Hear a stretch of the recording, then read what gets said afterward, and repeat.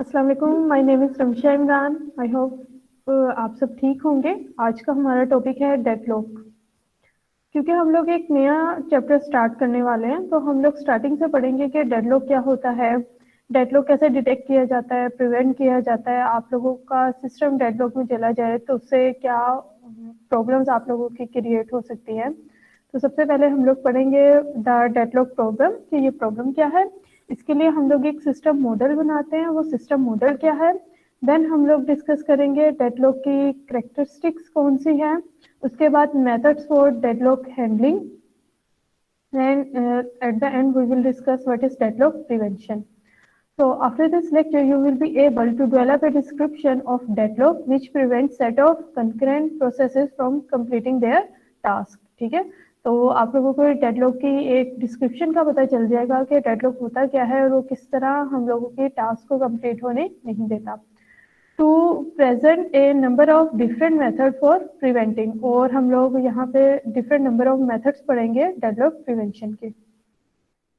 उसके बाद डेडलॉक की प्रॉब्लम के बारे में हम लोग डिस्कस करते हैं कि डेडलॉक बेसिकली है क्या। A set of block processes each holding a resource and waiting to acquire a resource held by another process in the set.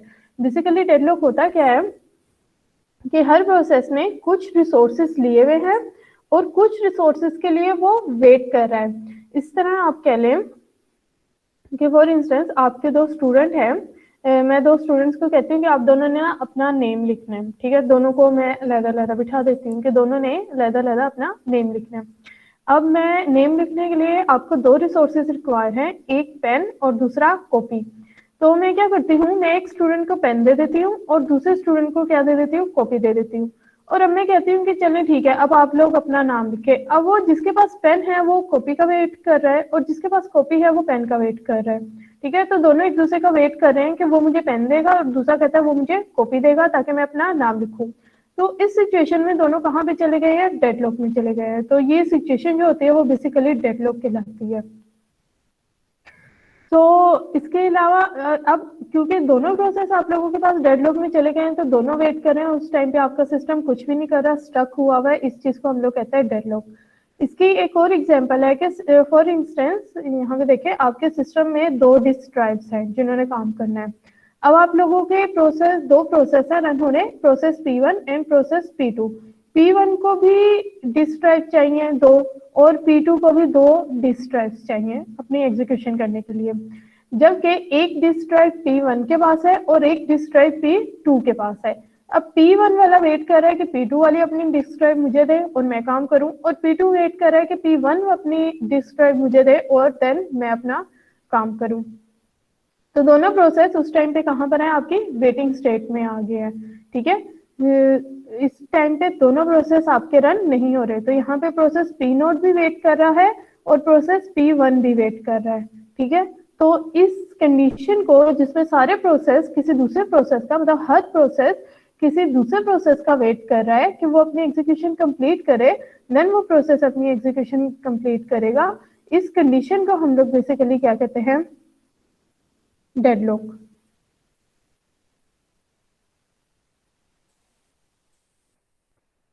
उसके बाद आता है डेडलॉक प्रॉब्लम।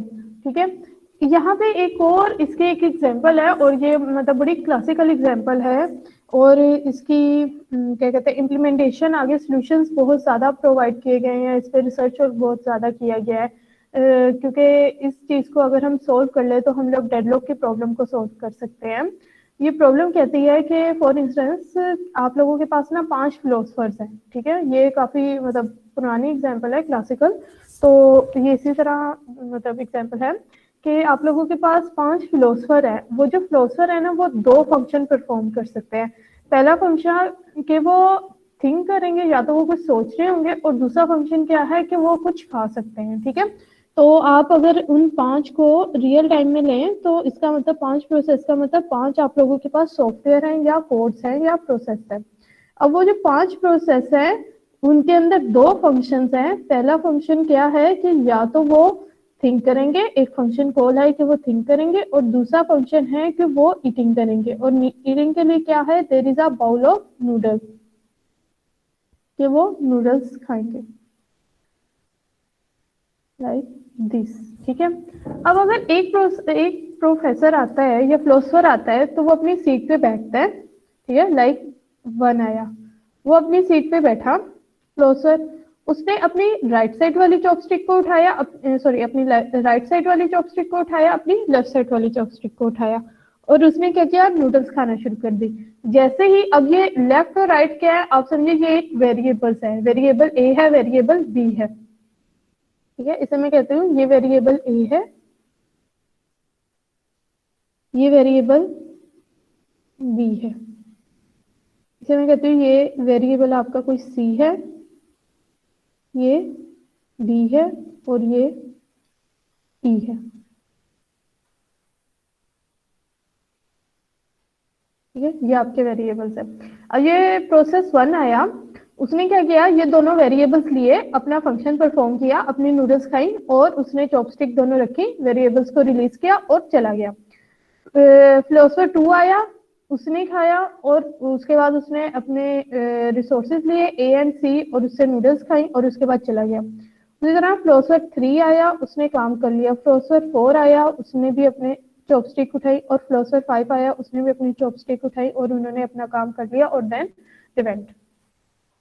लेकिन प्रॉब्लम क्या आती है कि अगर पांचों फिलोसफर एक ही साथ आ जाए, अब पांचों फिलोसफर फॉर इंस्टेंस एक साथ आए और सारों ने अपनी राइट चॉपस्टिक उठा ली, इसका मतलब इसने अपनी राइट वाली ए चॉपस्टिक को उठा लिया, इसने अपनी राइट वाली सी चॉपस्टिक को उठा लिया, इसने अपनी राइट वाली डी चॉपस्टिक को उठा लिया, इसने अपनी राइट वाली ई चॉपस्टिक को उठा लिया, और इसने अपनी राइट वाली बी चॉपस्टिक को उठा लिया, ठीक है। अब इन्होंने राइट साइड वाले उठा लिया, अब ये वेट कर रहा है बी का, और बी किसके पास है, 5 के पास। ये वेट कर रहा है ए का, ए किसके पास है, 1 के पास। ये वेट कर रहा है सी का, सी किसके पास है, आपके 2 के पास। तो इसका मतलब एक सर्कुलर मैनर में आप लोगों का वेट बन गया है, और हर प्रोसेस दूसरे प्रोसेस का वेट कर रहा है कि वो रिलीज करे अपने रिसोर्स और मैं अपनी एग्जीक्यूशन कंप्लीट करूं। तो इस प्रॉब्लम को हम लोग कहते हैं डाइनिंग क्लोजर प्रॉब्लम। इसके अलावा एक और इसकी एग्जांपल है कि फॉर इंस्टेंस ये आप लोगों का एक ब्रिज है, ठीक है, और वहां पे एक टाइम पे एक ही गाड़ी गुजर सकती है, ठीक है, वन वे है, वन वे कहते हैं, टू वे कहते हैं इसे, टू वे कहते हैं, ओके, टू वे ये आप लोगों का एक ब्रिज है, ठीक है। तो इसमें लेकिन इस ब्रिज की कैपेसिटी ये है कि एक टाइम पे एक ही कार इससे गुजर सकती है। तो फॉर इंस्टेंस यहाँ से भी एक टाइम पे गाड़ी आ गई, और यहाँ से भी एक टाइम पे गाड़ी आ गई, अब ये गाड़ी भी नहीं पीछे जा रही और ये गाड़ी भी नहीं पीछे जा रही, तो उस टाइम पे डेडलॉक आ गया, ठीक है। किसी एक गाड़ी को, इसका मतलब किसी एक प्रोसेस को बैक ऑफ करना पड़ेगा, पीछे जाना पड़ेगा, तभी ये डेडलॉक आप लोगों का खत्म होगा। Traffic only in one direction, कि आपके यहाँ पे वन डायरेक्शन में ट्रैफिक आपकी एक टाइम पे जा सकती है। Each section of the bridge can be viewed as resource, तो हम इस ब्रिज को क्या कह सकते हैं कि ये आपके रिसोर्स है जो आप लोगों का प्रोसेस जाने के लिए यूज कर रहा है। If A deadlock occur it can be resolve if one car backup, तो ये डेडलॉक आप लोगों का कैसे खत्म होगा, जब एक गाड़ी को हम लोग बैकअप पे ले आएंगे, रोल बैक कर लेंगे, या प्रीएम्प्ट करके उसे जबरदस्ती पीछे ले आएंगे। Several cars may have to be backed up if the deadlock occur, ठीक है। समटाइम ऐसा होता है कि आप लोगों की गाड़ियों की लाइंस लगी होती हैं, तो फिर बहुत सी कार्स को बैकअप पे जाना पड़ता है, रोल बैक करना पड़ता है। Not most operating systems do not prevent और डील विद द डेडलॉक, तो ये बात अभी तक है कि अभी तक हम लोगों के सिस्टम अक्सर जाम हो जाता है। आप देखिए आपका सिस्टम आप बहुत ज्यादा अगर यूज कर रहे हैं तो वो स्टक हो जाता है, अब उसे आगे पीछे कोशिश कर रहे थे तो वो कुछ भी नहीं होता, और एट द एंड आप उसे क्या करते हो, रीस्टार्ट करते हो, तो ये बेसिकली डेडलॉक ही अकर हुआ होता है।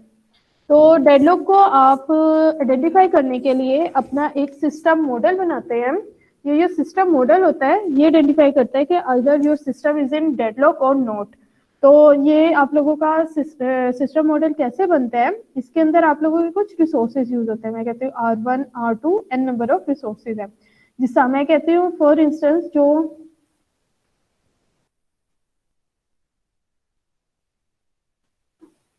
मैं कहती हूँ फॉर इंस्टेंस जो मेरे पास कीबोर्ड है, इनमें टेम्परेरी कुछ ना कुछ नाम दे देती हूँ, मैं उसे कहती हूँ ये मेरे पास रिसोर्स नंबर 1 है।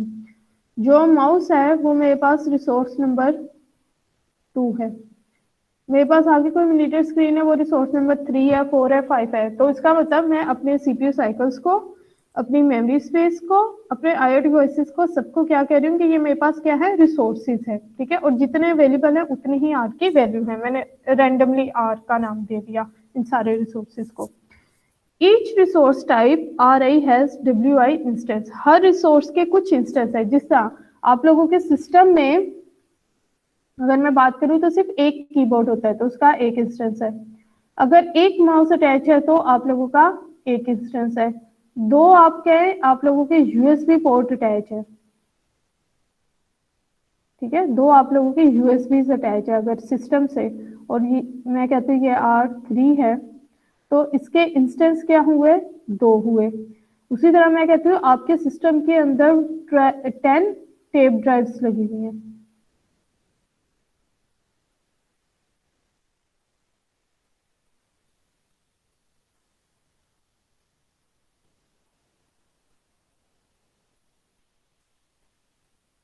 ठीक है।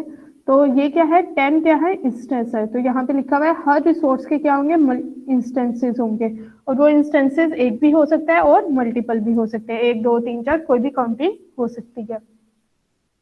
Each process utilise are resource as following. अगर किसी प्रोसेस को mouse, keyboard, USB, tape drive, कोई भी रिसोर्स चाहिए तो वो किस तरह करेगा, वो पहले उस रिसोर्स की रिक्वेस्ट करेगा, फिर उस रिसोर्स को एलोकेट हो जाता है तो यूज करेगा, और उसके बाद उस रिसोर्स को रिलीज कर देगा। तो ये तीन फंक्शन है जो आप लोगों का प्रोसेस करेगा परफॉर्म, कि पहले रिक्वेस्ट करेगा, फिर यूज करेगा, और उसके बाद उसे रिलीज कर देगा, ठीक है। तो सीक्वेंस क्या होगा, request, use and release. Now आप लोगों का डेडलॉक कैसे अफर होगा इसमें, कि अगर आप लोगों के पास, आप कहते हैं कि आप लोगों के पास मल्टीपल रिसोर्सेज हैं तो उनके साथ आपका सिस्टम काम कर रहा है, तो डेडलॉक कैसे अकर हो सकता है। तो कहते हैं यहाँ पे 4 मेजर करेक्टरिस्टिक्स है जिनकी वजह से आप लोगों का, रीजन है, करेक्टरिस्टिक्स मतलब रीजन है जिनकी वजह से आपका सिस्टम में डेडलॉक आता है। 4 रीजंस कौन सी हैं। पहली रीजन है म्यूचुअल एक्सक्लूजन, ठीक है। अगर ये रीजंस साइमल्टेनियसली चारों एक साथ आप लोगों के सिस्टम में अगर कर रही हैं तो आपका सिस्टम डेडलॉक में चला जाएगा। अगर इन चारों में से मैं किसी एक को भी वायलेट कर देती हूँ ना तो मेरा सिस्टम डेडलॉक में नहीं जाएगा, ठीक है। अब ये 4 कंडीशन कौन सी हैं और इनकी वजह से आपका सिस्टम डेडलॉक में क्यों जाता है। पहली कंडीशन है म्यूचुअल एक्सक्लूजन। पहली कंडीशन है म्यूचुअल एक्सक्लूजन। म्यूचुअल एक्सक्लूजन क्या था, सिंक्रोनाइजेशन में पढ़ा हुआ है आप लोगों ने।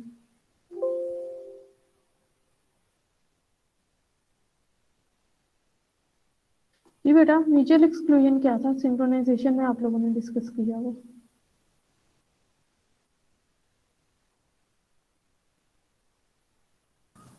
मैं मतलब ए एट अ टाइम एक ही प्रोसेस जाएगा क्रिटिकल सेशन। ठीक है, म्यूचुअल एक्सक्लूजन का मतलब क्या था, एक टाइम पे सिर्फ एक ही प्रोसेस आपके क्रिटिकल सेक्शन में जा सकता है, ठीक है। अब एक प्रोसेस है, उसने बाकी सारे रिसोर्सेज लिए हुए हैं लेकिन उसे क्रिटिकल सेक्शन नहीं मिल रहा, ठीक है। और दूसरा प्रोसेस है, उसे क्रिटिकल सेक्शन मिल गया है, उसे बाकी के रिसोर्सेज ने लिए हुए, वो प्रोसेस P1 ने लिया हुआ है। जिस तरह आप लोगों के कोड के हम लोगों को पता है कि 2 सेक्शन होते हैं, एक रिमाइंडर सेक्शन होता है और एक क्रिटिकल सेक्शन होता है।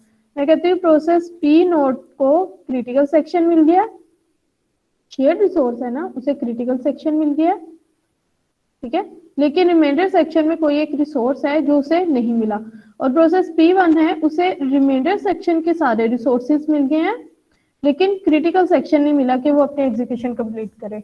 अब P1 वेट कर रहा है P नोड का और P नोड वेट कर रहा है P1 का।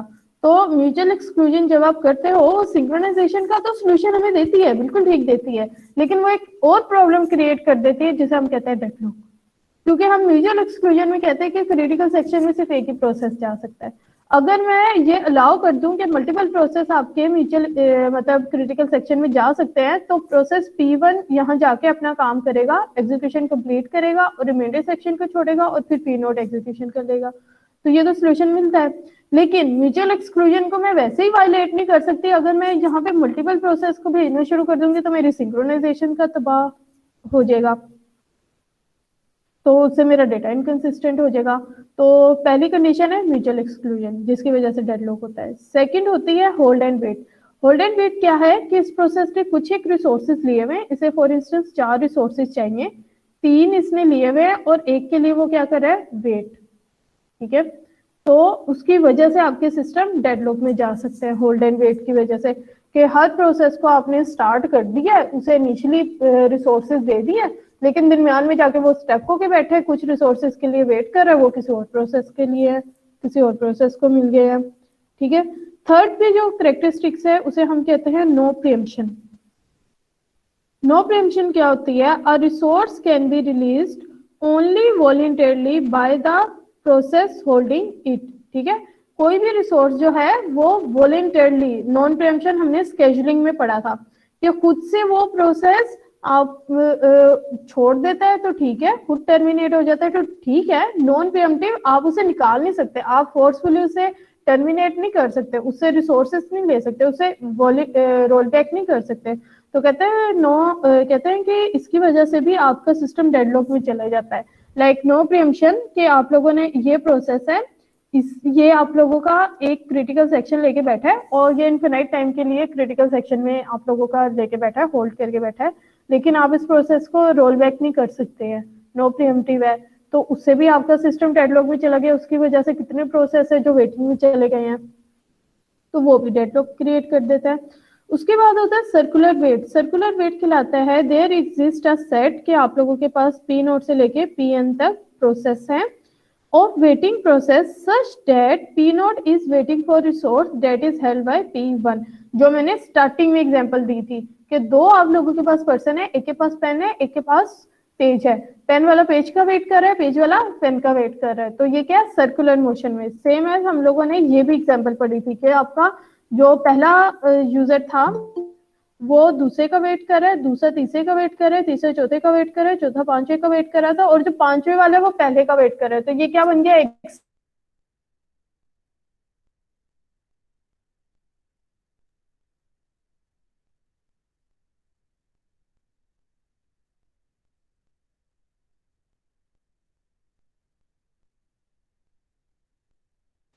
आप लोगों को मेरी आवाज आ रही है ना? नो मैम, बीच में कट रही है और अभी तो मतलब बहुत ज्यादा ही गैप आ गया था। Yes ma'am. अच्छा,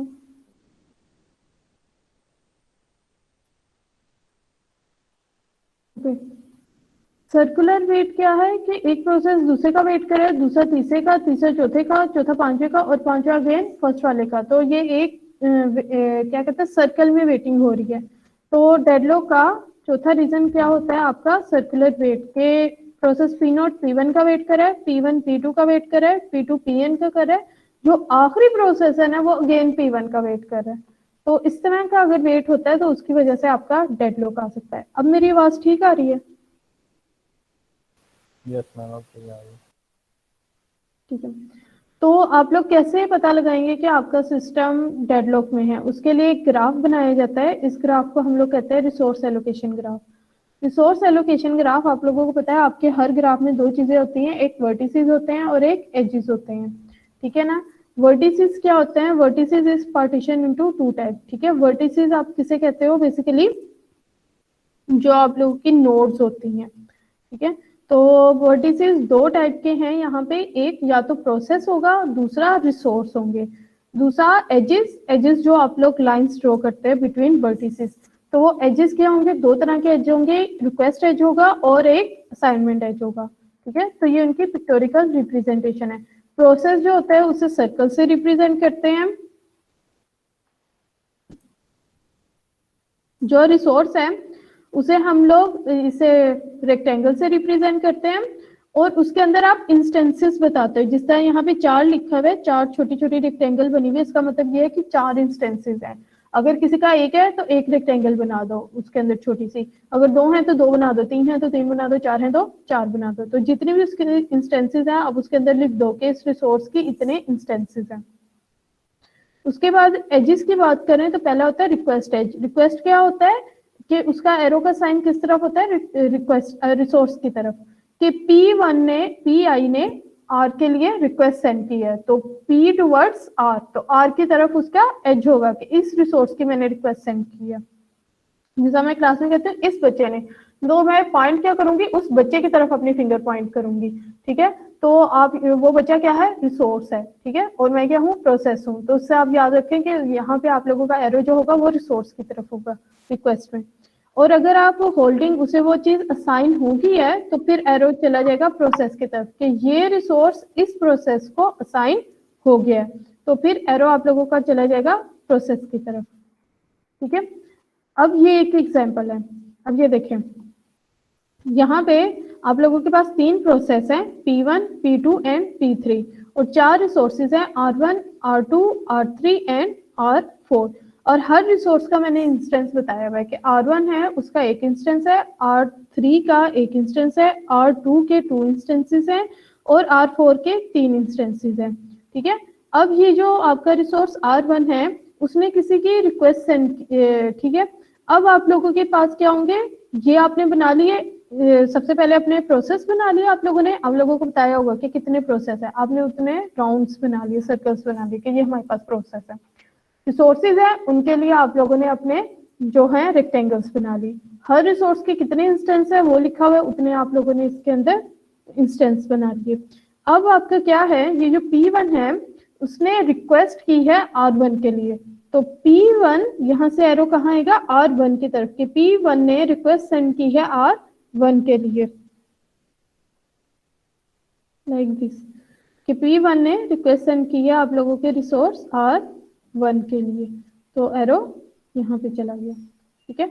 और P1 को क्या असाइन हुआ है, P1 को R1 असाइन हुआ है, तो मतलब R1 अगर 2 थे, जिसका अगर ये कोई टेप ड्राइव थी, मेरे पास 2 टेप ड्राइव थी, तो उसमें से एक टेप ड्राइव P1 को असाइन होगी है। उसके बाद P2 की बात करें तो P2 ने रिक्वेस्ट सेंड की हुई है R3 के लिए, तो ये एरो आ गया इस तरह। और P2 को क्या असाइन हुआ है, P2 को असाइन हुआ है R2 इंस्टेंस, ठीक है। तो R2 के 2 ही इंस्टेंस थे, एक असाइन हो गया P1 को और एक असाइन हो गया P2 को। अब इसके पास कोई इंस्टेंस नहीं है, तो रिक्वेस्ट तो आ सकती है, लेकिन क्योंकि इसके पास कोई फ्री नहीं है तो अभी असाइन नहीं हो सकता। और P2 को एक और इंस्टेंस असाइन है जो है R1 का, ठीक है, तो इसलिए एरो कहाँ है, P2 की तरफ है। उसके बाद R3 की बात करें तो R3 किसे असाइन है, एक ही इंस्टेंस है, और वो किसे असाइन है, P3 के लिए, ठीक है। ऑल्दो P2 ने उसकी रिक्वेस्ट सेंड की हुई है, लेकिन एक ही था, वो P3 को असाइन हुआ है, तो अभी P2 की रिक्वेस्ट नहीं हो सकती। तो इस तरह आप अपना रिसोर्स एलोकेशन ग्राफ बनाते हैं। अगर इस ग्राफ में साइकिल होगा तो आप लोगों का सिस्टम डेडलॉक में होगा, अगर साइकिल नहीं होगा तो सिस्टम डेडलॉक में नहीं होगा।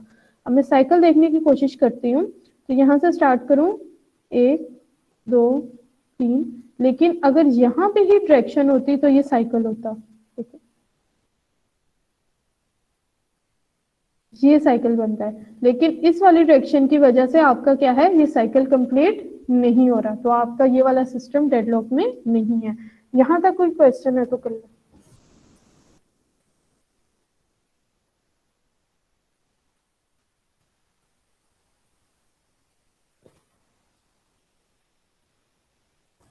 ठीक है, आई एज्यूम कि आप लोगों को समझ आ गया। नेक्स्ट वन, ये एक और ग्राफ है, और इस ग्राफ में देखें आप लोगों का एक साइकिल जनरेट हो रहा है, जिसका मैं कहती हूँ कि यहाँ तक बिल्कुल ठीक था, लेकिन अगर इस ग्राफ में P3 रिक्वेस्ट सेंड कर देता है R2 की, तो आप लोगों के सिस्टम में देखें ये एक साइकिल जनरेट हो रहा है।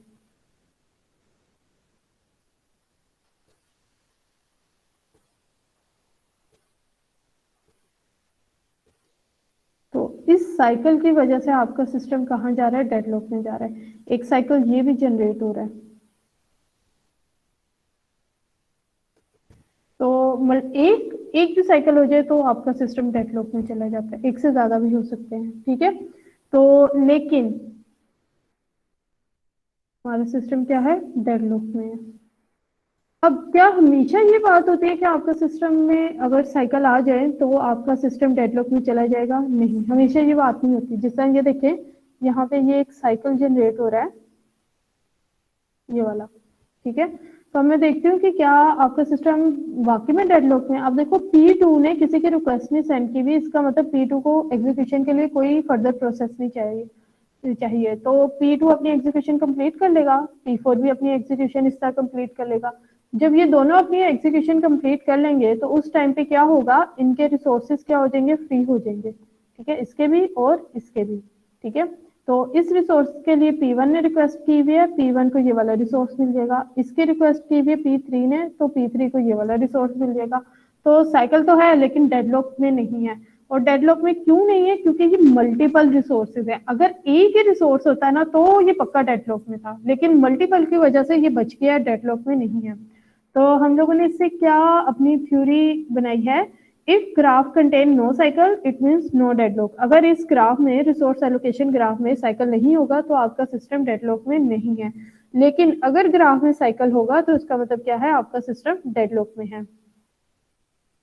अगर ग्राफ में साइकिल होगा तो फिर दो चांसेस हैं आप लोगों की, if only one instance per resource then deadlock. अगर सारे ही रिसोर्सेज का एक इंस्टेंस होगा तो डेडलॉक है।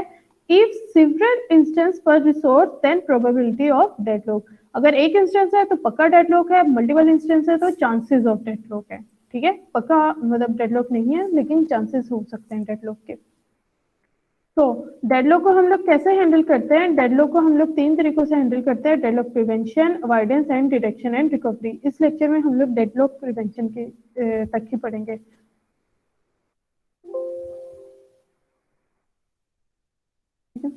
अगर मैं डेडलॉक प्रिवेंशन को यहाँ पे डिस्कस करूं,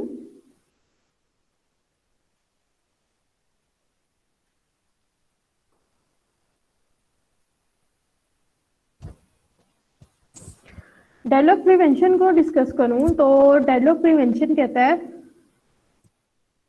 प्रिवेंशन का जर्नल मीनिंग ही आप लोगों के पास क्या आता है कि आप लोगों का, आप पहले से कोई एहतियाती तदाबीर कर लो कि आप लोगों का सिस्टम डेडलॉक में ना जा पाए, ठीक है। तो प्रिवेंशन क्या है कि हम स्टार्टिंग में ही कुछ एहतियाती तदाबीर कर लें कि हमारा जो सिस्टम है वो डेडलॉक में ना जाए।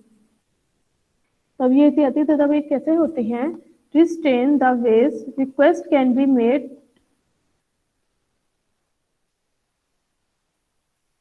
restrain the ways request can be made to ensure that at least one of the 4 necessary condition is violated, ठीक है। कि आप लोगों की 4 कंडीशन हम लोगों ने पढ़ी थी, कैरेक्टरिस्टिक्स पढ़ी थी, जिनकी वजह से हमारा डेडलॉक अकर हो रहा था। तो हम लोग कुछ ऐसा करें कि इन 4 में से कोई एक कंडीशन आप लोगों की वायलेट हो जाए जिसकी वजह से आपका सिस्टम डेडलॉक में ना जा पाए। तो सबसे पहली कंडीशन कौन सी है, म्यूचुअल एक्सक्लूजन। म्यूचुअल एक्सक्लूजन कहते हैं नोट के आप म्यूचुअल एक्सक्लूजन को वायलेट कर दो जिसकी वजह से आप लोगों का सिस्टम डेडलॉक में ना जाए। अगर मैं म्यूचुअल एक्सक्लूजन को वायलेट कर दूंगी तो उससे मेरी और प्रॉब्लम्स आना शुरू हो जाएंगी। लेट्स सपोज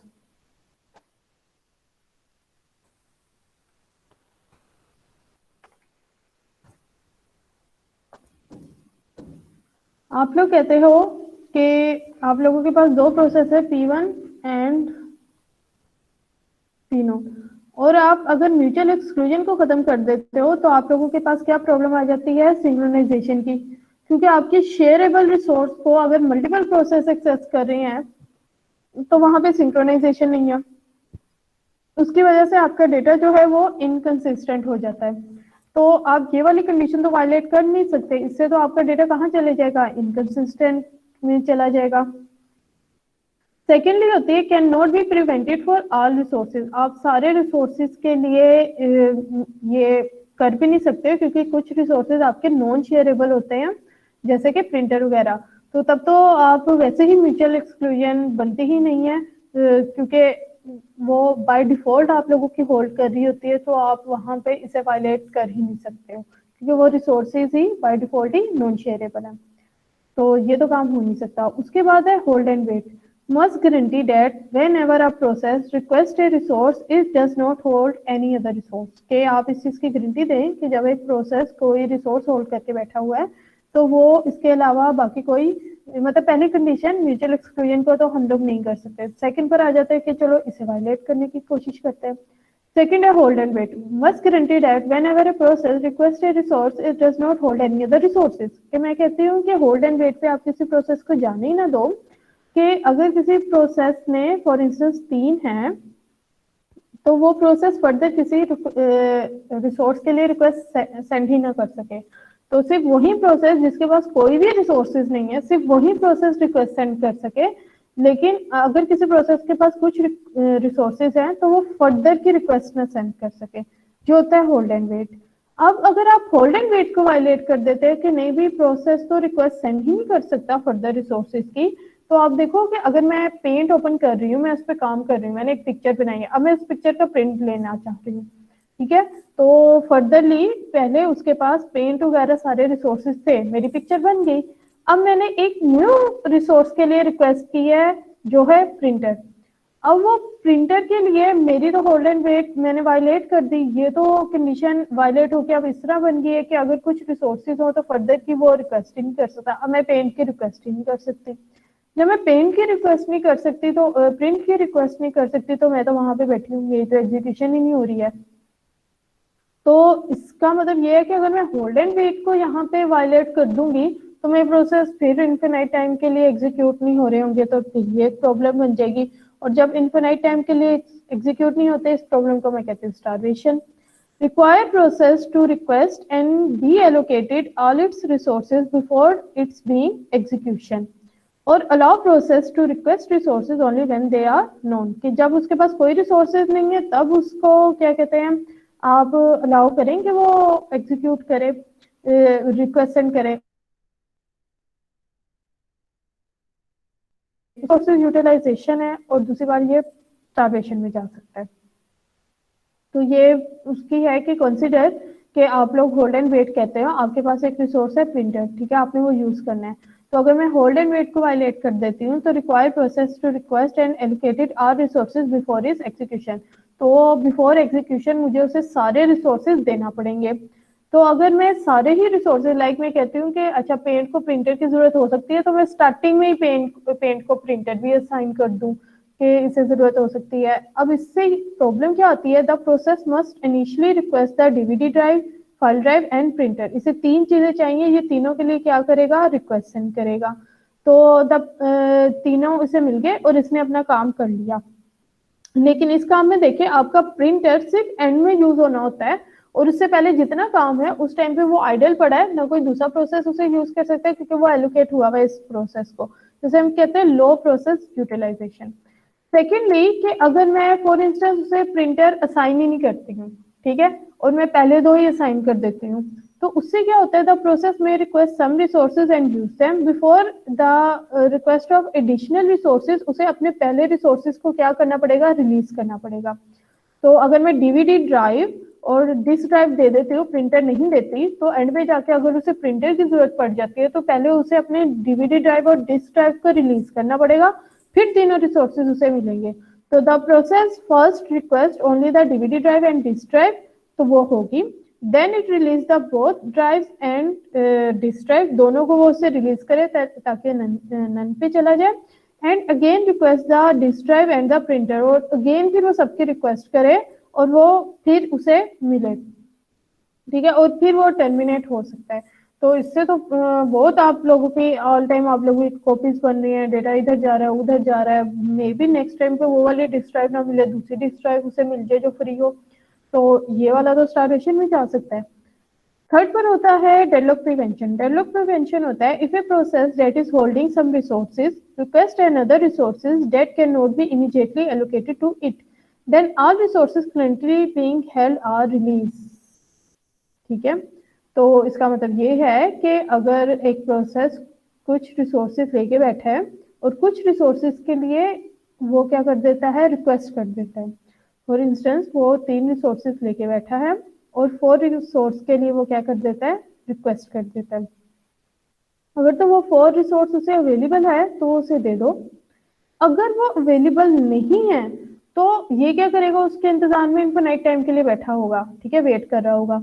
तो क्या करो, इसे रोल बैक कर दो, इसे प्रियम्प्ट कर दो और इससे पिछले रिसोर्सेज भी ले लो। नो प्रियम्पशन को वायलेट करने का मतलब ये है। तो अगर मैं इसे प्रियम्प्ट कर देती हूँ, इसे पिछले भी रिसोर्सेज ले लेती हूँ, ठीक है, तो उससे क्या होगा कि जब तक ये रिसोर्सेज आप लोगों का अवेलेबल नहीं होगा ये वाला बार बार प्रियम्प्ट होता जाएगा, ठीक है, तो ये इनफिनाइट टाइम के लिए फिर में चला जाएगा, जिससे फिर मेरे पास स्टार्वेशन आ जाएगी। If a process that is holding some resources request another resource that cannot be immediately allocated to it, then all resources currently being held are released. तो उसे सारे resources आप release कर दो. No preemption resources are added to the list of resources for which the process is waiting. ठीक है, तो pre-emptive resources कहाँ पे ऐड, कौन सी लिस्ट में जाके ऐड हो रहे होते हैं, जो आप लोगों की प्रोसेस की आप लोगों के पास वेट पे यहाँ पे आ रहे होते हैं. Process will be restarted only when it can regain the old resources. उसे रिस्टार्ट तब करो जब वो ओल्ड सारे रिसोर्सेज ले ले. इसे अगर मैं ये अलाउ कर देती तो होता क्या है, अ प्रोसेस डेट इज, इसे मैं वायलेट कर रही हूँ, that is holding some resources and request another resource that cannot be immediately allocated to it, then all resources currently being held are preempted. तो उससे सारे resources ले लो, उसे roll back कर दो. Preempted resources are added to the list of resources for which the process is waiting. अब आप ये क्या करो, ये सारे resources कहाँ ऐड कर दो, इस waiting list में ऐड कर दो. इन सबके लिए क्या है, वो वेट कर रहा है प्रोसेस, क्योंकि इससे सारे रिसोर्सेज ले लिए गए हैं.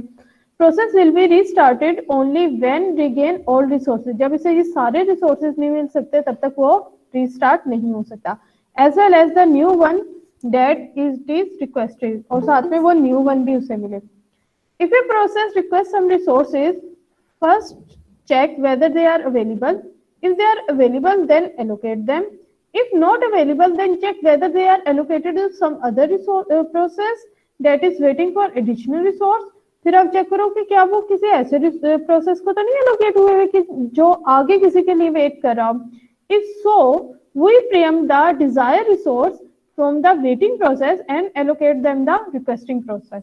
ठीक है, तो जब ये है तो अगर वो वेट कर रहा है तो आप क्या करो, उसे या तो इसे वेटिंग पे लेकर आओ, नहीं तो उससे सारे रिसोर्सेज लेके इसे दो और ये काम करे. तो इससे तो प्रोसेस बार बार कहाँ जाता जाएगा, आप लोगों का वेटिंग स्टेट में जाता जाएगा.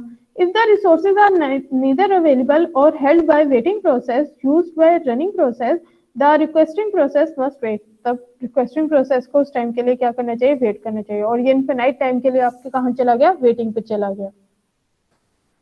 तो इसे भी नहीं हम लोग कर सकते, इससे भी स्टारवेशन का मसला आ सकता है. अब आता है सर्कुलर वेट. पहली तीन तो हम लोग नहीं कर सकते, ये बात तो साफ है.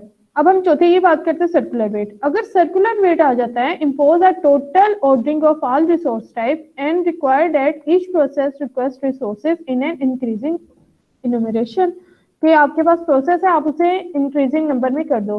इसका मतलब ये है कि अगर आपके पास रिसोर्सेज हैं, आप उसे क्या कर दो, नंबर असाइन कर दो, 0 1 2 3 एंड सो ऑन. तो अगर पी नोड है तो वो आर नोड के लिए रिक्वेस्ट सेंड कर सकते हैं या इंक्रीजिंग ऑर्डर के लिए सेंड कर सकता है. इसी तरह P2 है तो वो R2 के लिए रिक्वेस्ट सेंड कर सकता है और इंक्रीजिंग ऑर्डर के लिए रिक्वेस्ट सेंड कर सकता है. वो ना R1 के लिए रिक्वेस्ट सेंड कर सकता है ना R नोड के लिए, क्योंकि वो अपने प्रीवियस के लिए रिक्वेस्ट नहीं सेंड कर सकता. तो वहां पे आप लोगों का डेडलॉक भी नहीं बनेगा. We assign a unique number to each resources by this function. हम हर इस फंक्शन के थ्रू हम लोग क्या करें, फंक्शन बनाए और हर रिसोर्स को क्या करें, एक नंबर असाइन कर दें. And make sure that the process request resources in increasing order, कि वो इंक्रीजिंग ऑर्डर वालों को रिक्वेस्ट कर सके, अपने से पीछे ऑर्डर वालों को रिक्वेस्ट सेंड ना कर सके. तो अगर आर नोड है, उसके बाद R1 है एंड सो ऑन है, तो आप लोगों का जो अगर प्रोसेस P1 है तो वो R2 R3 अपने से आगे वालों के लिए करे, पीछे वालों के रिक्वेस्ट ना सेंड करे. जब वो पीछे वालों के लिए नहीं करेगा तो वहां पे सर्कल नहीं बनेगा, और सर्कल नहीं बनेगा तो आपका सिस्टम डेडलॉक में नहीं जाएगा. तो यहाँ पे एंड होता है आपका डेडलॉक प्रिवेंशन. ठीक है, यहाँ पे एंड हो जाता है हम लोगों का डेडलॉक प्रिवेंशन. यहाँ तक अगर किसी की कोई क्यूरी है, कुछ क्वेश्चन है तो वो कर सकता है.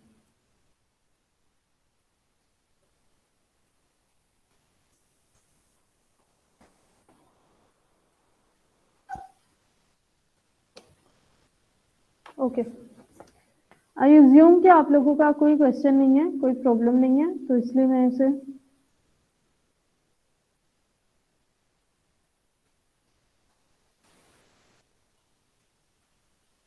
मैम प्रोजेक्ट के वाले से पूछता है. जी बेटा, मैं स्टार्ट करने लगी हूँ प्रोजेक्ट आप लोगों का.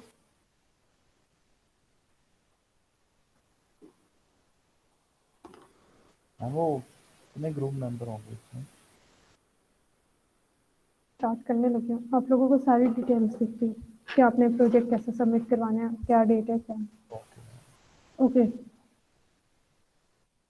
आप लोगों का ऑपरेटिंग सिस्टम का सेमेस्टर प्रोजेक्ट है। पहले तो मैंने आप लोगों के नोट्स के 5 मार्क्स रखे थे, क्योंकि अब ऑनलाइन चला गया तो वो नोट्स वाला सिस्टम खत्म हो गया। इसका मतलब आपके सॉलिड 15 मार्क्स का आप लोगों का प्रोजेक्ट होगा। आप लोग 60 मेंबर्स हैं, तो आप लोगों का मैक्सिमम 5 स्टूडेंट का ग्रुप बनेगा, ठीक है। 5 से कम भी नहीं, 5 से ज़्यादा भी नहीं आपने रखना, बल्कि 4 to 5 के 4 का या 5 का आप लोगों का। बेटा पहले मेरी सुन लो, फिर क्वेश्चंस आप लोग खुद कर लीजिएगा। पहले एक दफ़ा आराम से मेरी सुन ले, ताकि जब मैं रिकॉर्डिंग शेयर करूं तो एक गो में आप लोगों को प्रोसेस समझ आ जाए, उसके बाद क्वेश्चंस लिखेंगे। पहली चीज़, आप लोगों की डेडलाइन है प्रोजेक्ट की 7 जनवरी 2021, ठीक है। हम लोगों को पता है कि ये हमारा बहुत ज़्यादा इसके अंदर कोडिंग वाला काम या इस तरह के काम तो होंगे नहीं, ठीक है ना। आप लोगों के लैब्स बहुत ज़्यादा यहाँ पे हुई हैं, तो उस तरह लैब के काम भी इतने ज़्यादा नहीं होंगे। तो मैंने इस वाले प्रोजेक्ट को थ्योरेटिकल बेस ज़्यादा रखा है, ठीक है। और ये प्रोजेक्ट आप लोगों का सॉलिड 15 मार्क्स का है। इसको आपको अच्छे से करना है, क्योंकि ये टॉपिक आप लोगों के फाइनल के अंदर भी इंक्लूड होंगे। तो याद रखिएगा कि इसे आप लोगों ने अच्छे से सॉल्व करना है। This project will be give you deep understanding of some important operating system topics that are related to memory management, ठीक है। तो पहला है कोडिंग, जो कोडिंग का मैंने बहुत सिंपल सा पार्ट रखा है, और सेकंड है आप लोगों का थ्योरी का। सबसे पहले आप लोगों के टास्क डिस्कस कर लेते हैं जो आप लोगों ने इस में करने हैं। पहला टास्क है स्वैपिंग। स्वैपिंग के लिए स्वैप इन और स्वैप आउट, ये आप लोगों ने जब अपना प्रोसेस स्टेट मॉडल पढ़ा था तब भी आप लोगों ने स्वैपिंग के बारे में पढ़ा था। तो आपने स्वैपिंग क्या होती है उसकी डेफिनेशन लिखनी है, स्वैप इन क्या होता है उसकी डेफिनेशन लिखनी है, स्वैप आउट क्या होता है उसकी डेफिनेशन लिखनी है, और एक एक एग्जाम्पल दे देनी है, ठीक है। Task 1 complete. Task 2 contiguous memory location. Contiguous memory location क्या होती है आप लोगों के, ये मेमोरी प्रोटेक्शन का आप लोगों का टॉपिक था। और कंटिग्यूअस मेमोरी लोकेशन क्या होती है कि आप लोगों के पास एक साथ यहाँ पे चीजें अवेलेबल हैं, एक साथ आप लोगों के प्रोसेस पड़े हुए हैं एक ही मेमोरी के अंदर। इसके अंदर हम लोगों ने फर्स्ट चैप्टर में एक पढ़ा था बेस एड्रेस क्या होता है, लिमिट एड्रेस क्या होता है, और किस तरह उसके न्यूमेरिकल को सॉल्व करते हैं। तो वहां से ही आप चाहे उसकी डायग्राम ले, उसे एक्सप्लेन करेंगे बेस एड्रेस क्या होता है, लिमिट एड्रेस क्या होता है, और कोई भी एग्जाम्पल मैंने क्लास में बहुत सी एग्जाम्पल करवाई थी उसकी एज ए न्यूमेरिकल। तो एक दो न्यूमेरिकल आप लोगों ने उसके सॉल्व करके सबमिट करवानी है। उसके बाद है कि जब भी आप कंटिग्यूअस मेमोरी लोकेशन की बात करते हैं तो यहाँ पे कुछ चीजें आ जाती हैं। एक होता है फिक्स्ड मेमोरी और एक होता है डायनेमिक पार्टीशन। मेमोरी ये क्या है कि अगर मेरे पास 100 MB की मेमोरी है ना, तो मैंने 10 की फिक्स उसकी पार्टीशंस बना दी हैं कि 10 MB की ये है, 10 MB की सेकंड है, 10 MB की 3 है, 4 है, 5 है, ठीक है। तो फिक्स पार्टीशन उसे कहते हैं कि आपने फिक्स कर दिया मेमोरी। अब आपका प्रोसेस है वो 2 MB का है, 3 MB का है, उसे पूरी 10 MB की जगह मिलेगी, ठीक है। जिस तरह कमरे हैं, रूम्स हैं, क्लासरूम्स हैं, उसमें आप लोगों की सीट फिक्स हुई हुई है। अब स्टूडेंट उससे ज्यादा है या कम है, लेकिन स्टूडेंट को उस कमरे में ही आना होता है। अगर ज्यादा होते हैं तो फिर वो प्रोसेस फिर क्या होता है, हम लोग पार्ट्स में डिवाइड करते हैं, चाहे इतने स्टूडेंट अब आ जाए, इतने स्टूडेंट अब आ जाए। तो उसी तरह प्रोसेस भी क्या होता है, उसके फ्रेम्स बन जाते हैं और थोड़ा थोड़ा करके लोड होता है। ये मैंने इंट्रोडक्शन जब आप लोगों को दिया था तब ये चीज मैंने आपको बताई थी। सेकेंड है डायनेमिक पार्टीशन, के आप डायनेमिकली उसे पार्टीशन उस पर अप्लाई करें, उसकी सेगमेंटेशन करें डायनेमिकली। किसी को 50 MB हो गया, किसी का 150 MB हो गया, किसी का 70 MB हो गया, किसी का 80 MB हो गया। आप फिक्स ना करें, आप डायनेमिकली उसे पार्टीशन अप्लाई करते हैं, ठीक है। तो ये आप लोगों ने देखना है। इससे रिलेटेड कुछ मैं लेक्चर्स के लिंक्स भी आप लोगों के साथ शेयर करूंगी ताकि आप उन्हें पढ़े और इन्हें अच्छे से समझे। तो ये प्रोजेक्ट आप लोगों ने बहुत अच्छे से करना है, इसमें आप लोगों की लर्निंग है, आप लोगों ने खुद से पढ़ना है टॉपिक को। और आप ये बात याद रखिएगा कि ना सिर्फ 15 मार्क्स इसमें ऐड होंगे, बल्कि आप लोगों का जब फाइनल होगा तो उसमें भी ये टॉपिक ऐड होंगे। तो इसलिए मैंने आप लोगों को इतना रिलैक्स किया है कि मैंने 4 to 5 स्टूडेंट्स के ग्रुप बना दिए हैं, और ये वाले टॉपिक्स मैंने बहुत ज्यादा नहीं ऐड किए, सिर्फ एक मेमोरी मैनेजमेंट से ही जाके ऐड किए हैं। और मैंने कोडिंग का पार्ट आपका स्किप कर दिया, बहुत छोटा सा ऐड किया, ठीक है। उसके बाद है फिक्स डायनेमिक पार्टीशन में आप लोगों के पास कुछ एल्गोरिथम्स यूज होते हैं। पहला एल्गोरिथम है first fit, best fit, worst fit, ठीक है। और आपने इन एल्गोरिदम्स के कोड लिखने हैं। आपको नेट पे मिल जाएंगे, मुझे पता है सारा मटेरियल नेट पे अवेलेबल होता है, आपने वहां से करना है, मुझे उससे कोई मसला भी नहीं है कि आप नेट से कर रहे हो, ठीक है। लेकिन मेरा यहाँ पे कंसर्न ये है कि ये जो एल्गोरिथम आप लोगों को दिए गए हैं, इन्हें आप लोगों ने डिटेल से करना है और समझ के करना है, और हर एल्गोरिथम के एक एक एग्जाम्पल मुझे चाहिए, ठीक है। आपकी जो फाइनल रिपोर्ट होगी उसके अंदर बेस्ट, फर्स्ट, फर्स्ट और एक और होता है जिसे हम कहते हैं नेक्स्ट फिट, 4 एल्गोरिदम होते हैं। ये आप लोगों ने अप्लाई करने हैं, सबकी एग्जाम्पल आप लोगों ने सोल्व करनी है, ताकि इन केस पेपर में इससे रिलेटेड क्वेश्चन आते हैं तो आप लोगों को आते हो। उसके बाद है कि जब आप फिक्स पार्टीशन या डायनेमिक पार्टीशन करते हो, उसमें 2 प्रॉब्लम्स आप लोगों के पास आती हैं, एक होती है इंटरनल फ्रेगमेंटेशन और एक होती है एक्सटर्नल फ्रेगमेंटेशन।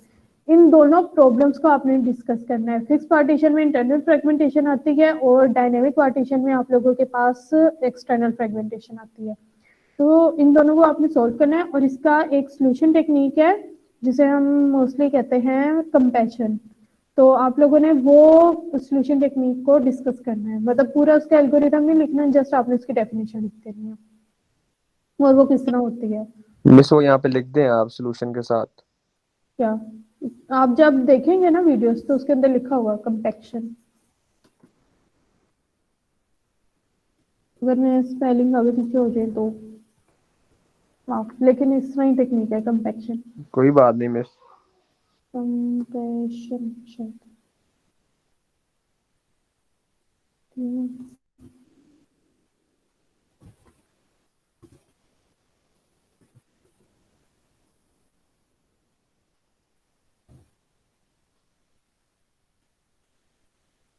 कंपैक्शन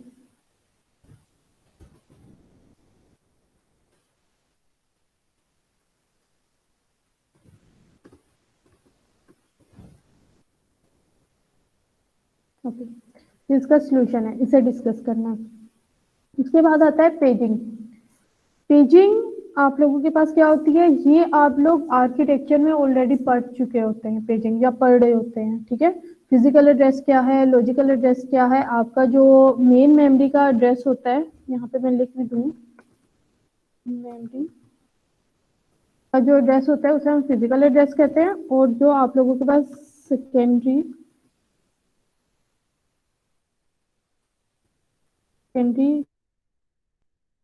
मेमोरी का एड्रेस जो होता है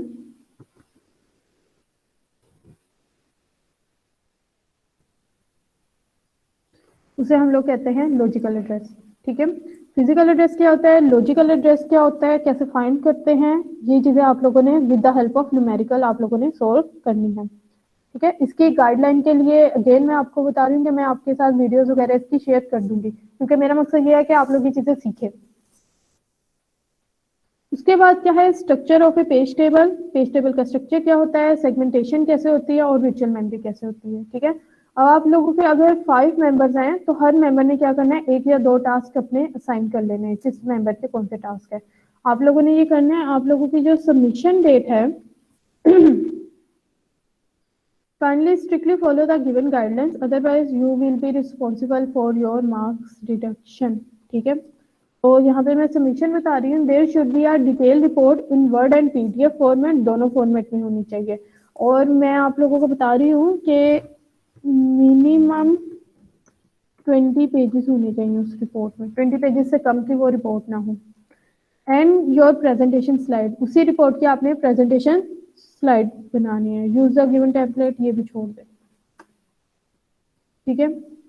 कोड फाइल एक्सी, जो आप लोगों ने ये एक कोड करना है बेस्ट फिट, और इसका जो एक ही कोड दिया हुआ है उसकी एक्सी फाइल आप लोगों ने बनानी है, ठीक है। In the report kindly each group member write their role contribution, के उसने क्या काम किया है। On the basis of your contribution your assignment will be evaluated. Make a presentation video not more than 20 minute, आपने 20 मिनट की अपनी पूरी क्या बनानी है, एक प्रेजेंटेशन वीडियो बनानी है जो मेरे साथ शेयर करनी है। मेक अ जिप फाइल, जिसके अंदर ये सारी के सारी ऊपर वाली जितनी फाइल्स हैं वर्ड की, प्रेजेंटेशन और ये सारी फाइल उसके अंदर होनी चाहिए, उसकी जिप फाइल बनाएं और उसे गूगल ड्राइव में रखें, और उसका नाम होना चाहिए आप लोगों का ग्रुप नंबर, ओएस अंडरस्कोर ए, ठीक है, क्योंकि आपका सेक्शन नहीं है। और उससे आप लोगों ने मेरे ऑफिशियल आईडी पे ईमेल नहीं करना, आपने उसे ईमेल करना है section.a.labs@gmail.com पे जाके, ठीक है। अब मैं यहाँ पे एक बात बताती हूँ, ग्रुप नंबर आप लोगों के क्या होंगे। ग्रुप नंबर अभी मैंने असाइन नहीं किए। मैं इस वीकेंड पे आप लोगों के साथ एक गूगल फॉर्म शेयर करूंगी, तो आप लोगों के हर ग्रुप के एक मेंबर को वो फॉर्म फिल करना है, ठीक है, टिल नेक्स्ट वीक तक। आपके जितने भी ग्रुप्स हैं उन सबको एक वो फॉर्म फिल करना है, मतलब 5 का ग्रुप है तो एक मेंबर फिल करेगा और वो 5 का डेटा फिल करेगा। तो जब वो सारा डेटा मेरे पास आ जाएगा तो नेक्स्ट वेडनेसडे को जब आप लोगों की क्लास होगी तो उस टाइम पे मैं आप लोगों को ग्रुप नंबर असाइन कर दूंगी, ठीक है। तो रिपीट नहीं होना चाहिए, अगेन मैं बता रही हूँ 5 में से किसी एक ने वो फिल करना है। उसके बाद जब आप लोगों ने मुझे ईमेल भी करनी है ना, तो 5 में से किसी एक ने ईमेल करनी है। ये ना हो कि 5 के 5 मुझे ईमेल करना शुरू हो जाए, इतनी डुप्लीकेशन कॉपीज बनना शुरू हो जाए, ठीक है। अगर आप लोग इस तरह की गलतियां करेंगे तो आप लोग खुद ही अपनी मार्क्स डिडक्शन करवाएंगे। तो आपने 5 ने मिलके मुझे सिर्फ एक ही ईमेल करनी है। सब्जेक्ट क्या होना चाहिए? ऑपरेटिंग सिस्टम ए, सेमेस्टर, प्रोजेक्ट, सबका यही सेम सब्जेक्ट होगा, क्योंकि मैंने सर्च बार पे यही कॉपी करके वहां पे पेस्ट करना है और उसी पे जितनी ईमेल्स आएंगी उन्हें मैंने इवैल्यूएट करते हैं। तो सब्जेक्ट आप लोगों का बिल्कुल ठीक होना चाहिए। 7 जनवरी आप लोगों के पास डिडक्शन वो है लाइन, और आप लोगों के पास 3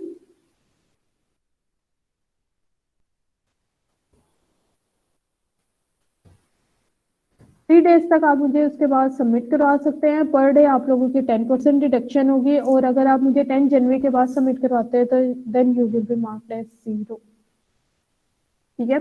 और 10 जनवरी को जब आप मुझे सबमिट करवा देंगे, आप लोगों के एग्जाम है 27 को, तो उसके बाद जितनी भी हमारे पास 10 के बाद क्लासेस होंगी वो सारे हमारे लाइव सेशन होंगे और उसमें आप लोगों ने अपनी ये प्रेजेंटेशन ही देनी होगी। Is it clear to all of you? Miss आप ये जो गूगल फॉर्म, एक मिनट जिब्रान, ये जो गूगल फॉर्म आप अपलोड करेंगी मतलब ग्रुप्स के लिए, जी वो जी। तो आप वीकेंड पे करेंगी, तो पीछे दिन ही 2-3 रह जाने। तो बेटा आप ग्रुप बना लेना, आपने उसके अंदर इंफॉर्मेशन लिखनी है कि मेरा नाम ये है, मेरे ग्रुप मेंबर का नाम ये है और रोल नंबर ये है, बस। अच्छा, तो वो ये आप डेट एक्सटेंड नहीं हो सकती थोड़ी बहुत? मैम डेट एक्सटेंड कर दें थोड़ी। Yes ma'am, ma'am date send कर दें, अभी दूसरे प्रोजेक्ट्स भी हमें मिले हुए हैं। Yes ma'am. Thanks ma'am. Yes ma'am, thank you. Done, yes ma'am, thank you so much. ठीक है। लेकिन आप लोगों के पास आप लोगों की 7 के बाद प्रेजेंटेशंस है, ठीक है, और वो प्रेजेंटेशन फिर आप लोगों ने जितना भी अपना ये टास्क किया होगा एटलीस्ट 50% आप लोगों का टास्क हो जाना चाहिए 77 तक, ओके मैम। ताकि उसके बाद जितनी भी प्रेजेंटेशंस होंगी, आप लोगों के लाइव सेशंस होंगे, उन सब में प्रेजेंटेशंस होंगे और आप लोगों ने जितना भी काम किया होगा आप लोगों ने उसके प्रेजेंटेशंस अपनी देनी होंगी साथ, ठीक है। मैम ये जो 20 मिनट्स वीडियो बनानी है उसका क्या करना है मिस? बेटा गूगल मीट पे ज्वाइन हो, रिकॉर्डिंग ऑन करो, वीडियो बना लो, नहीं तो आप पावर पॉइंट पे सारे मिलके एक घर में बैठे पावर पॉइंट पे आप ज्वाइन करें और आप वीडियो बना ले। उस पर नहीं बना सकते, आप जूम पे ज्वाइन करें और आप वीडियो बना ले, आप किसी भी टूल पे जाके आप अपनी 20 मिनट्स की वीडियो बना ले। मिस वीडियो तो बना लेंगे, और 20 मिनट्स की वीडियो आपको सेंड कहाँ पे करेंगे? गूगल ड्राइव पे रखोगे ना ड्राइव अपनी? में? ठीक अपनी हो गया। सारी वीडियोस जो होंगी आप लोगों की ड्राइव के अंदर होंगी और वहां से आप लोग मुझे ईमेल कर दोगे, ठीक है। वीडियो, आप लोगों की कोड की फाइल, आप लोगों की सारी फाइल्स क्या होंगी, एक गूगल ड्राइव में होंगी, उसकी क्या कहते हैं लिंक आप शेयर कर दो। और क्लासरूम में भी मैं सेमेस्टर प्रोजेक्ट के नाम से आप लोगों की एक असाइनमेंट जनरेट कर दूंगी और आपके 5 में से किसी एक ने मुझे प्लीज सबमिट करवानी है। बाकी सबका बेशक वो मिसिंग लिखा है, जब मैं वो एक की खोलूंगी तो मुझे पता चल जाएगा कि ये 5 स्टूडेंट के हैं और मैं उनके मार्क्स कर दूंगी, ठीक है। क्लासरूम में भी असाइनमेंट ग्रुप के एक ही मेंबर ने मुझे सबमिट करवानी है, ईमेल भी मुझे एक ही मेंबर ने करनी है और मुझे जो गूगल फॉर्म भी सबमिट करवाना है वो एक ही मेंबर ने सबमिट करवाना है। तो आप लोग डिसाइड कर लो मिलके कि आप लोग जब अपना ग्रुप बनाओगे तो वो कौन सी जिम्मेदारी कौन सा मेंबर लेगा। मैम जिस आपने कहा है कि वीडियो बना के सेंड करनी है, तो फिर आप वो प्रेजेंटेशन आगे किस लिए हो रही है फिर, जब एक बार वीडियो उसकी बना के सेंड बेटा करने आपकी हैं? प्रेजेंटेशंस या तो कंप्लीट नहीं होंगी या इतना टाइम नहीं होगा कि हर एक को मतलब 30-35 मिनट पूरी दे जाए, क्योंकि आप लोगों के उस टाइम पे मल्टीपल एरर्स भी आ रहे होते हैं। तो इनकेस अगर किसी की प्रेजेंटेशन रह जाती है या उस टाइम पे कोई स्टूडेंट ज्वाइन नहीं कर पाता है या किसी भी वजह से कोई इशू आ जाता है, तो मेरे पास एक प्रूफ हो कि इसने ये काम किया हुआ है और मैं वहां से देख के आपकी मार्किंग कर लूँ। तो मैं आप लोगों को सेव करने के लिए ही कर रही हूँ। तो फिर मैम खाली वीडियो ही रहने देना फिर। ओके बेटा फिर मैंने वाइवा कब लूंगी? आप लोगों से क्वेश्चनिंग किस टाइम पे करूंगी? कोरोना की वजह से। नहीं बेटा, आप लोगों की प्रेजेंटेशन भी उसी की है और आपकी वीडियो भी उसी पर बनेंगे। That's final. मैम फिर आप वाइवा ले मैम लेना वीडियो कभी। लाइक जो ग्रुप के स्टूडेंट्स हैं तो वो ऑनलाइन आके मतलब जो ग्रुप के मेंबर्स हैं वो सारे एक टाइम पे प्रेजेंट करेंगे इस पूरे को प्रोजेक्ट को, या हाँ, एक एक करके आपको आप भेजेंगे लोग लाइक स्टार्ट 5 कर अलग देंगे। 5। आप लोग स्टार्ट कर देंगे, मैं आप लोगों को मतलब पांचों ने डिवाइड की होगा अपना अपना टाइम, ठीक है? तो मैं दरमियान में किसी भी स्टूडेंट से कह सकती हूँ कि ठीक है आपने क्या काम किया, आप अपना काम प्रेजेंट करें। तो वो पांचों में से जिस स्टूडेंट ने जो भी टास्क परफॉर्म किया होगा वो सिर्फ प्रेजेंट मैम करेगा। नहीं, मैं इसकी बात कर रहा हूँ जो मैंने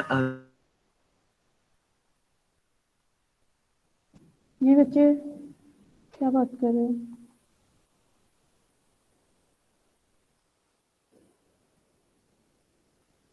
बेटा जल्दी करें, मैंने आप लोगों का क्विज भी रखा हुआ है, मैंने वो भी स्टार्ट करना है।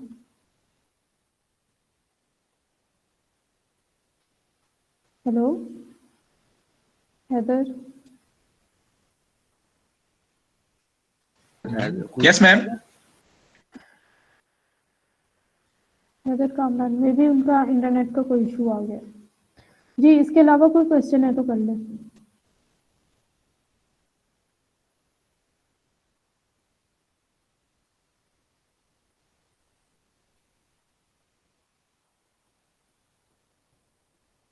ओके तो इंस्ट्रक्शन क्लियर है। आप लोगों ने जितना काम किया होगा आप लोगों ने उस टाइम पे प्रेजेंटेशन में अपना काम शेयर करना है। वैसे भी आप लोगों का सिलेबस नेक्स्ट वीक तक खत्म हो जाएगा इंशाल्लाह। तो उसके बाद आप लोगों के 7 के बाद जितनी होगी प्रेजेंटेशन होंगी, नेक्स्ट वीक आप लोगों का वर्किंग का लास्ट वीक होगा सिलेबस का। उसके बाद प्रेजेंटेशन और आपका प्रोजेक्ट ही रह जाएगा। Okay ma'am. ठीक है, नाउ आप लोगों का क्विज मैंने साइन किया हुआ है।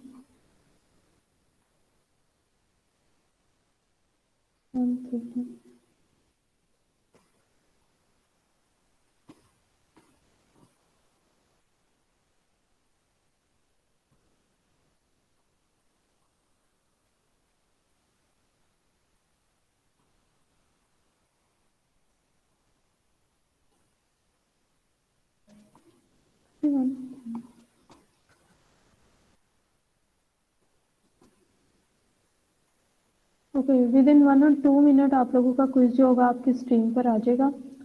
आप लोग स्टार्ट कर सकते हैं अपना क्विज।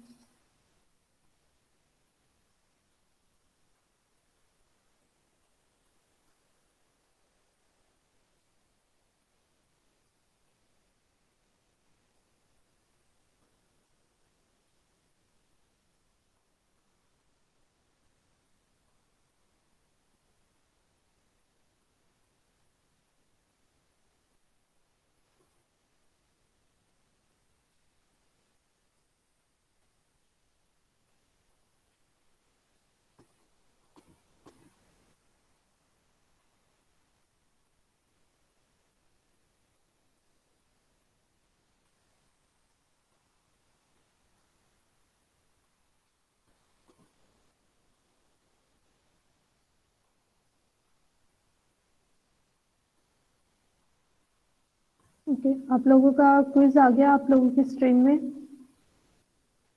आप लोग जाएं और अपना क्विज स्टार्ट कर सकते हैं।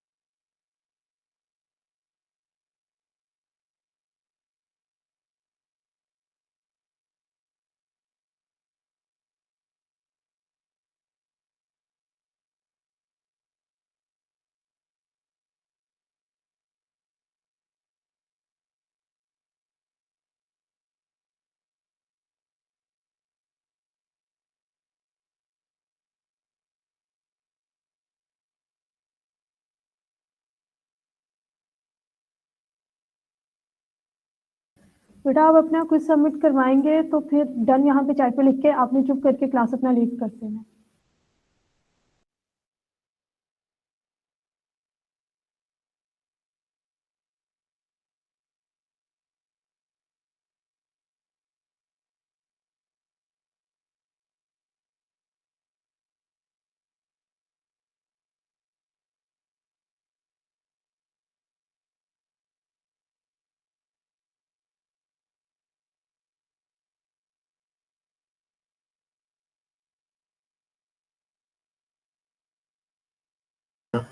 मैम लीव कर सकते हैं?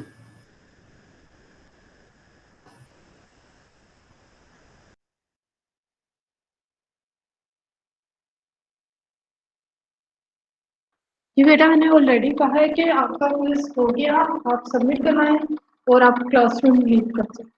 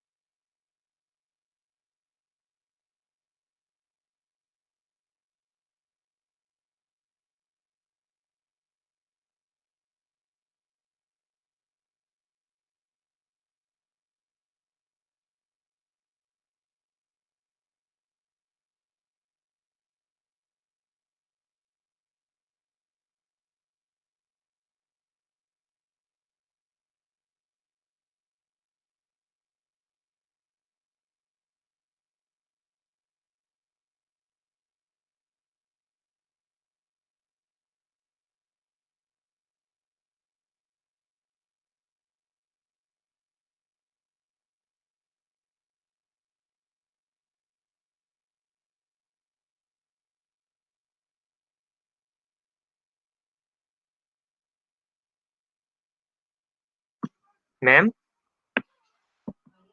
जी बच्चे मैम आपने एक क्वेश्चन का वहाँ पे आंसर नहीं लगाया हुआ। एक क्वेश्चन का आंसर नहीं लगाया होगा। ओके आपका क्वेश्चन कौन सा मैम क्वेश्चन है? दैट लुक अकर्स का आंसर वहाँ पे नहीं लगा हुआ। That looks occur. Why ma'am वो यहाँ पे इसका आंसर शो नहीं हो रहा। मैंने आंसर, अच्छा आंसर आपको शो नहीं हो रहा,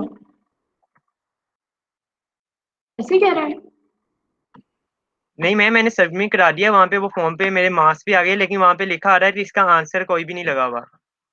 मैं अभी अपडेट कर देती हूँ, चलिए ठीक है। डेडलॉक।